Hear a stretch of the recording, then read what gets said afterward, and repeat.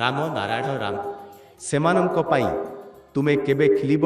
କାରଣ ବସି ରହିବା କିମ୍ବା ଧକ୍କା ଖାଇ ରହିବା ଦ୍ୱାରା କୌଣସି କାମ ହୁଏ ନାହିଁ। ଦୀକ୍ଷାମନ୍ତ୍ରଟି ହେଉଛି ପୋଷ୍ଟକାର୍ଡ଼ ଉପରେ ଷ୍ଟାମ୍ପ ଲଗେଇବା ପରି।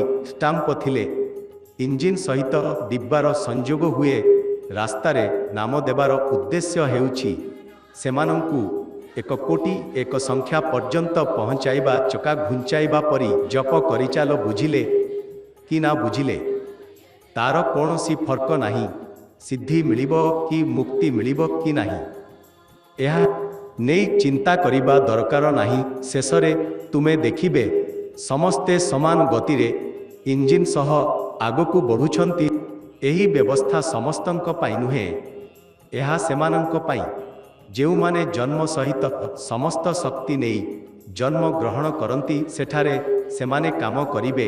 କେବେ ବରଫ ହେବେ, କେବେ ପାଣି ହେବେ, କେବେ ବାଷ୍ପ ହେବେ। ତେବେ ସେ ନିଜ ସତ୍ତାର ପୂର୍ଣ୍ଣ ଜ୍ଞାନ ରଖିବେ। ସେଠାରୁ ପୁଣି 1 କୋଟି 1 ସଂଖ୍ୟାରେ ଅନ୍ୟ ସ୍ଥାନକୁ ନେଇଯିବେ। A B C ଦେଇ ଶେଷ ହେଲା ପରେ ଦ୍ୱିତୀୟ ଗ୍ରନ୍ଥ ପାଠ କରିବା ପାଇଁ ଆଗକୁ ବଢ଼ିବାକୁ ପଡ଼ିବ। ସେମାନେ ଏମିତି ଏକ ସ୍ଥାନକୁ ଯିବେ ଯେଉଁଠାରେ ଭଗବାନ କହିବେ ତୁମକୁ ପୁଣି 1 କୋଟି 1 ସଂଖ୍ୟାରେ ନେଇଯିବି।